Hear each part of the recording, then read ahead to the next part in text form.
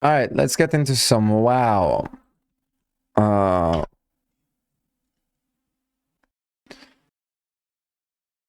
Fascination with beautiful. I have a long-running fascination with beautiful things in games. Whether that is the design of the world itself, the landscapes stretching across my monitor and promising new adventures on the horizon, or all of the little things in between, like art and clothing that help to tell you part of the story. Along with that, I always pay special attention to the design of the inhabitants of any given world. Their individual features, their hair, if they wear makeup, how they physically carry themselves. In the context of a world like what we have in World of Warcraft or in Azeroth, where you have so many different races with their own unique cultures and societies, have you ever stopped to ask, what are the particular beauty standards that each of these races are held to? What is it that these people find beautiful? This can be in the sense of what each race finds individual. this is actually a beautiful way and a beautiful way to think about like new civilizations that you meet in video games through what they see as beautiful. What does it tell you about them? This is actually really a beautiful and absolutely clever way to fucking think about like discovering new worlds and new stories. Attractive, and therefore what are the most common traits that you will spot all across the board, as well as what each person from a particular race would desire for themselves. What do they look up to? Who do they model after in order to achieve a particular beauty standard for their own internal happiness?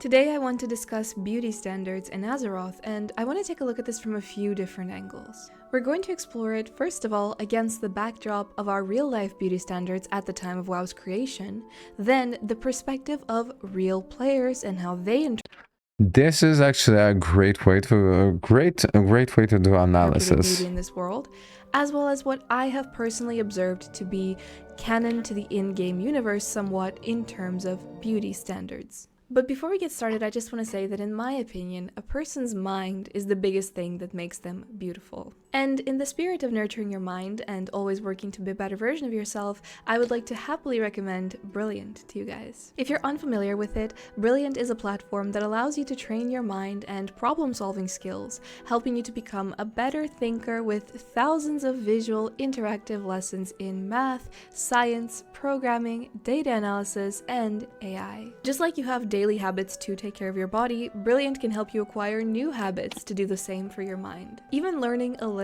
every day can take you a long way in terms of reaching your personal and serious professional goals. It's convenient because you're able to access all of the hands-on lessons that Brilliant has to offer on the go with your phone. So your habits don't have to be broken by a busy schedule or just because you're not at home. Brilliant can also help you attain a healthier attitude towards certain concepts, maybe things that perhaps you avoided because you just couldn't see their real-life application. Math is definitely one such concept that gets this treatment across the board where people are like, where am I going to use this in real life? Brilliant, with the help of real industry professionals and university professors, have built mathematical courses that focus on just that, their real-life practicality, how they are applicable in your personal growth and career. They do of course cover a full range of subjects that perhaps you would have thought unattainable for yourself outside of a university setting. For example, cutting-edge topics such as AI with courses in logic and how AI generally works. If you're interested in nurturing your own beautiful mind and you would like to try out everything that Brilliant has to offer for free, you can go to brilliant.org/Angelikatosh, you can scan the QR code on screen, or you can just follow the link down in my description below. My viewers are also getting a 20% off a premium subscription, which will give you unlimited daily access to everything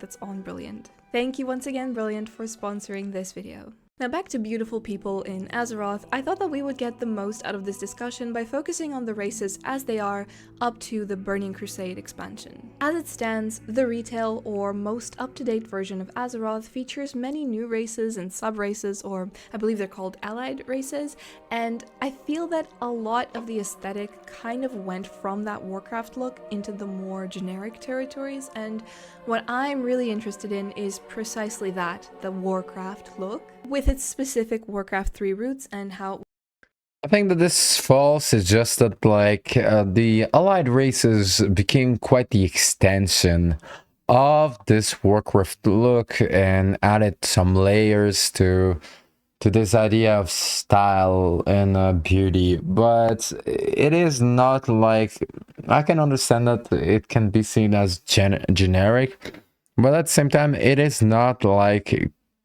too far-fetched, too much outside of what is the base Warcraft was look. worked into the MMO. And with that, I would like to take you guys back to the early 2000s. 2004 was the year World of Warcraft came out, and we got to know the first 8 playable races. The humans, night elves, dwarves, and gnomes on the Alliance, and then the orcs, undead, tauren, and trolls on the Horde. Looking at these races from a wide lens, there's not a whole lot of connection that you could make to our real life from the get-go, other than obviously the more human-looking races like the humans and the dwarves, looking like us and being most relatable. But when you focus in on the finer details, you do start to see some of these influences. Focusing specifically on the female characters, even just from the first original 8 races.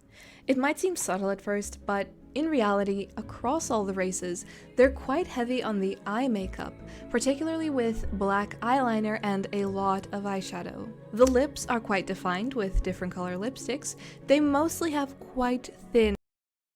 This is really interesting, and this is why, like, following female content creators can actually offer you a perspective that is really unbelievable. I would have never thought about like fucking makeup when it comes to beauty standards in a video game. This is the good stuff. The eyebrows and the faces as a whole have a sort of a frosty appearance to them, kind of a glow, especially under the eyes. Notice that a lot of the lipsticks kind of have that frosty or glowy effect to them as well. It's like the specific shine. Upon even closer inspection, I believe that this is all very closely resembling makeup trends from the time. If you look at how celebrities did their makeup in the early 2000s, you'll start to see a lot of what we have observed in WoW. The dark eyeliner, especially on the waterline, and the different colored eyeshadows. Thin eyebrows were generally the desired look at the time, and then you have that frosty glow that I talked about with the faces. Like, there's a sort of shine to them that you don't really see in today's makeup trends. I feel like today it's more popular to have like this natural dewy glow, whereas in the early 2000s they were very much about like the glam and exaggerated look. And finally, the lips. They were quite defined, and I know that I've used that word a lot now, but it's hard to describe it as anything other than frosty, kind of cold looking shine on the lips that, again, isn't quite as popular today, but you would see it quite a lot back then. I definitely think that the original artists that worked on creating these races in WoW did a fantastic job with making this a really subtle thing that you'd really have to look at and compare to the trends of the time to understand the inspiration. And that's sort of what gives it that timeless look as well, the fact that it isn't so obvious. It doesn't take you out of the fantasy, and at the same time you're drawn to them in a way that maybe you don't realize. It's something familiar, it's attractive, and stands out, but again, timeless. And now I want to give special attention to the Blood Elf females. These were the epitome of early 2000s beauty. The actual Paris Hiltons and Britney Spears of Azeroth. And they were a lot more obvious with it too. Everything about them, the makeup, and especially the hair, which had this almost obviously not their natural color kind of look about them, but I guess it would be their natural color, which makes them like even more magical. It's like this really vibrant and exaggerated tint to their hair. And strangely, I think that it worked really well for them, even in the context of such a fantasy world. It's interesting that originally the alpha version of Blood Elves, or the High Elves as we saw them in vanilla, were maybe a bit more natural with their hair colors, though still very heavy on the makeup, but I do feel that they were a lot less obvious with those influences that we talked about. And then for TBC, they really decided to adopt that aesthetic. It's no mistake that there's a Paris Hilton or Harris Pilton NPC in WoW either. Even their nails are painted, unlike other races. The developers didn't make everybody look so generic though, and that's what I really appreciate about World of Warcraft, especially for the races where you're kind of expecting them to have a more rough around the edges look. They certainly deliver, but at the same time, Each of those races has that one pretty face, which I think is meant to be closest to human and a sort of a youthful complexion where they do implement the trends of the time. They kind of give a relatable touch to every single race, so it's not just all of those kind of rough faces for everybody. Perhaps subtly trying to give the Horde even more of an appeal. With some races, of course, like the Night Elves or the humans, they were very obviously adhering to what we would see as conventionally attractive beauty standards, but in races where they couldn't do it all the time or it would look silly, they had other things that would instead hint to the sorts of standards that a particular race would have. I think that the individual races' dances are a great example of that. What's interesting is that like they created like beauty standards to races that do not share beauty standards that are ours. For example, showing teeth and like some orc races have beauty standards, but it's beauty standards within their own race, and this is what I find interesting. For example, Taurens, right? Or trolls or orcs, like it is beauty standards, but they did it in a way that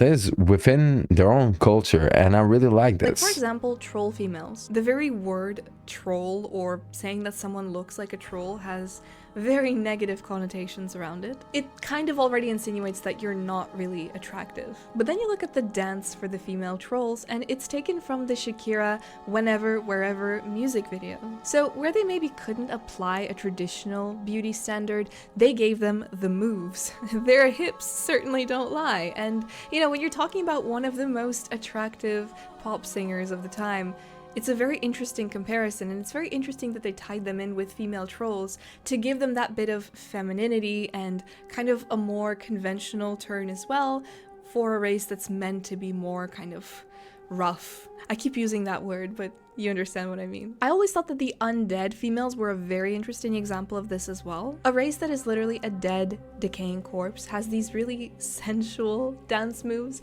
inspired by one of the most beautiful dances in the world, belly dancing. In general, and in line with the standards of the time, I think that all of the female characters were designed to be quite feminine and taking inspiration from the real world, but also making it their own. As for male characters, for how different all the races are, in general, they all do have this very masculine look to them. They're generally very fit, strong arms, they've got symmetrical faces, a real medieval hero kind of look about them with the longer hair, and I'd say that there's actually quite a lot of Lord of the Rings inspiration instead of just real life actors or singers inspiration. It looks like the male characters took more inspiration from fantasy movies in the early 2000s than, again, real life trends like the female characters did. And perhaps in the creation of the races, the developers thought that these are just things that either gender would most relate to. Again, keep in mind, 2004 people. Male blood elves are very interesting to look at here because they're definitely an outlier.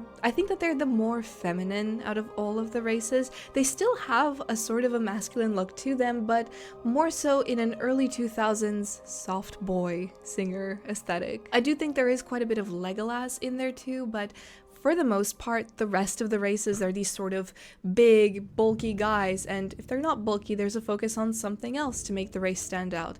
But then you've got the Blood Elves, which are quite obviously with symmetrical faces, beautiful hair, so again, a bit of an outlier and certainly something different for the Horde. And talking about dances again, like the male trolls had this Brazilian martial arts inspired dance, so I guess in terms of what's attractive there, you could say it's that they're very agile, they've got a lot of upper body strength, even if they're not as bulky or muscular as the other races. The undead male dance is this sort of rocking out to heavy metal vibe, and they are one of the things that really explain why World of Warcraft always had such a universal appeal. Whatever your personal vibe or aesthetic, it seemed that World of Warcraft had a little bit of everything for everyone. To me, the undead males kind of represented that new metal look from the early 2000s.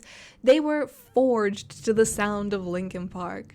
Really, their hairstyles and everything is also like super super representative of that. But again, all of the things that we've just looked at here are solely focusing on the developer side of things, the artists and their own vision and inspiration when it came to designing the races. The next thing that I want to focus on is how actual players interpreted beauty in this world. So when it comes to the concept of beauty standards, generally it's a desirable thing to be considered beautiful or attractive. People want to adhere to these standards to fit in, to be liked, to find love, or sometimes just because they want to feel beautiful themselves and they think that that is the best way to achieve that. World of Warcraft is obviously an online game. This means that, to an extent, people may create their character based on what they feel will be most attractive to other players that are out there. Depending on how you play, it's different for everybody, but a lot of people see their in-game avatar as an extension of themselves, and therefore they look for the best representation of that to interact with the world and other players. Time and time again, through player senses and other things like simply playing the game and seeing what's out there,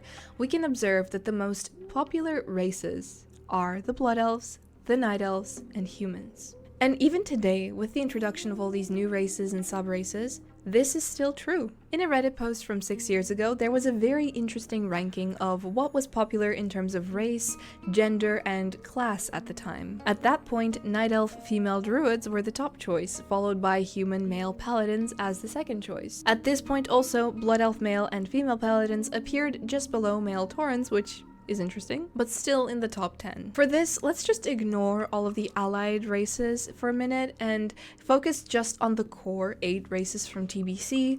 Near the bottom of the rankings, you'll see a lot of troll, orc, dwarf, and tauren females. Specifically females. The male variants of these races seem to be a lot more popular as a whole. And it's true, where you see a ton of male orcs, for example, where do you ever see female orcs? I will speak from personal experience also, but I will also say this, while what she's saying is true, the reality of it is that WoW is a game played by mostly males, and because of that, also, like, there's a lot of feminine genders that are not represented, not liked, just because there isn't enough of a feminine player base within the game. And as stupid as it sounds, obviously, it sounds like really, really, really logical, but yeah. It is true that these are the races that I least see when it comes to female characters. I've just mentioned it, but really, female orcs are total unicorns for me. I feel like I never see them. But I will admit, I personally also never play them. I myself don't feel particularly drawn to them, and if I do play those races, I actually prefer playing the male variants. Like, one of my favorite characters to play is an undead male, but with undead females, I just never feel the connection. Like, if I ever play as an undead female, it just feels kind of wrong.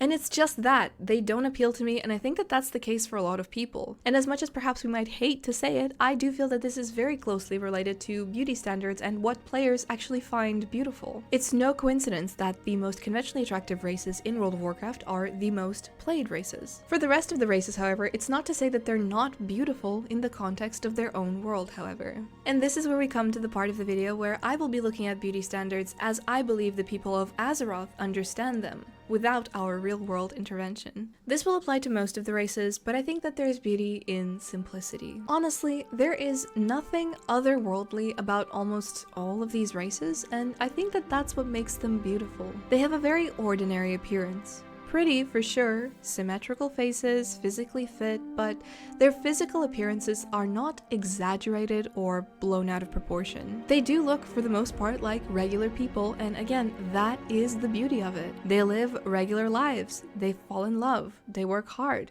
And you do have the outliers like the Night Elves and the Blood Elves who are meant to be beautiful in a way that's almost magical and I guess in a way unattainable. But we'll get to that in a second. What I love about WoW is that not every race has to have this specific type of look for female characters for them to be considered feminine and beautiful in their own race. Beauty and femininity can vary across the different cultures. Yeah, and this is actually really interesting once you actually start abandon the idea of comparing the beauty standards to the real world.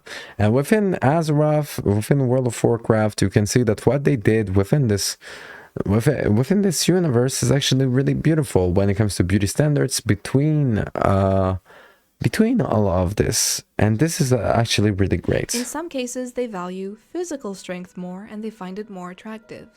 In other cases, I wager they look for wisdom as a general standard or one's spirituality and connection with nature. Where physical beauty does play a factor, I think that it's explored in a very interesting way, like depictions of women in art, or the way in which nobility dresses and looks, so you can see that there is something that perhaps the other more regular inhabitants have to model after. Every race thrives in their own society and culture.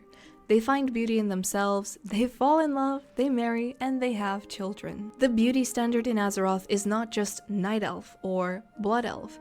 Even they have their own traits and things to look for within their own societies, as does every other race in Azeroth. Sure, the argument of the Night Elven physical beauty is obvious, and we can see that in even the beautiful clothing that accentuates their tall, slim figures.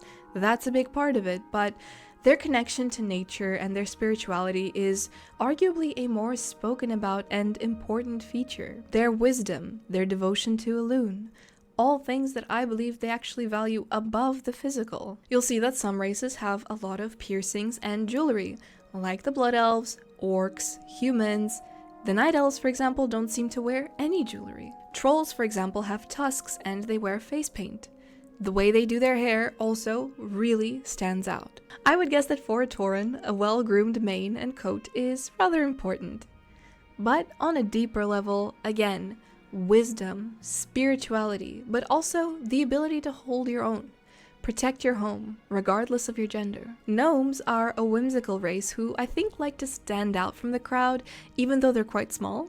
Brightly colored hair and a sharp mind, the ability to innovate, really seem like things that I would most associate with their race, and therefore I think that those are the things that they would find beautiful. Again, it's no mistake that a lot of them strive to be engineers and intellectuals in that sort of way. As for dwarves, I would say that their hair is a big part of it. The women have beautiful, thick locks with their naturally vibrant hair colors, and the men have very well-groomed beards. Again, kind of a focus on a really masculine appearance. I debated including Draenei's in this because they're not actually from Azeroth, they're from their own planet, Argus. But if we do look at them, there really is a sort of an alien beauty to them. They stand out because of their unique features like the hooves instead of feet, their tails, their horns, and the tendrils. The fact that they put jewelry on those parts of themselves show that they value those things that make them different from the other races, and so they put a special accent on it instead of hiding it. And this is further proof that other races don't adhere to each other's standards of beauty. Blood Elves remind me of High Elves from the Elder Scrolls, in that it seems that proficiency in magic, or for example intelligence and authority, are seen as beautiful. We can derive that from the way they speak even. All Blood Elves seem to have a sort of commanding tone to their voices, as opposed to the calm and breathy voices of the Night Elves. And I would say that the Blood Elves perhaps do value physical beauty even more than the Night Elves do. Orcs value strength and honor. They like a warrior who can hold their own. But really, get you a girl that can do both. We can take that from the way they carry themselves, the way they speak, piercings, facial hair, and their hair does seem to play some part in it, but to a lesser extent, as most of their hairstyles will feature somewhat of a bald head. They can actually strip back all of the typical features and show you that traditional ideas of beauty aren't really the goal here. I think that humans and the undead probably have a lot in common. Well, because the undead used to be humans. Humans in WoW are great in that they are very basic, and we've mentioned this already, how it's a very conventional kind of beauty in terms of both the men and the women, in both traditional and non-traditional gender roles, as there doesn't really seem to be a lot of fuss around that sort of thing in Azeroth anyway. As long as you work hard, you're humble, I would say that's mostly what it takes. I do think just like us, like regular people, they do put some accent and value on their physical beauty, but I do not think that they're always thinking about it or making it the center of their world all the time. Perhaps it's a thing that they take for granted because they have it. The undead, perhaps less so because their bodies are physically decayed. There is not a lot that can be said for their appearance, or if any kind of beauty standards matter to them now. There are two examples that I can think of where beauty, physical beauty, was a very sore subject for the undead. Blind Mary is one such tragic example. She was once a beautiful woman who fell to the undead in Duskwood, and she found it hard to come to terms with her new appearance. She viewed herself as a monster. For that, she tore out her own eyes so that she wouldn't have to look at herself. The memory of my beauty makes its loss so unbearable. And this is why she is Blind Mary.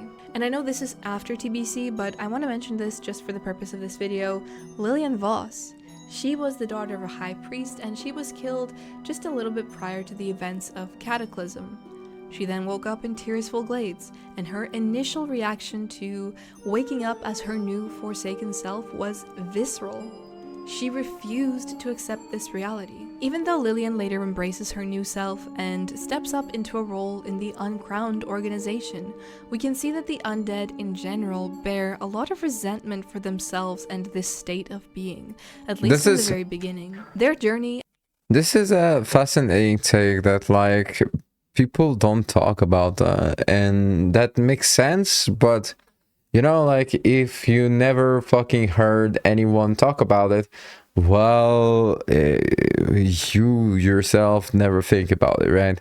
And I think that this is really an interesting way to talk about the Forsaken. And yeah, as an undead starts with self-hatred, denial, and of course from that we can derive that beauty and the idea of being beautiful is not something that they strive towards, but something that they now mourn. Maybe it's a bit of an indicator as to how the humans perhaps value it a lot more than they think, and they don't know how much they value it until they lose it. And now if we speak a little bit about attraction, of course people fall in love within their own race, but that doesn't always have to be the case. Opposites too can attract, and we've seen evidence of interracial relationships like the famous paladin Turallion and the high elf Illyria Windrunner. Or maybe a more bizarre case, where a succubus mistress, Nagmara, fell in love with a dwarf who rejected her, so she asked adventurers to get a love potion for her. Love isn't confined to the standards of one's individual race in Azeroth. And if I had to guess, at the end of the day, it's more about what the person holds on the inside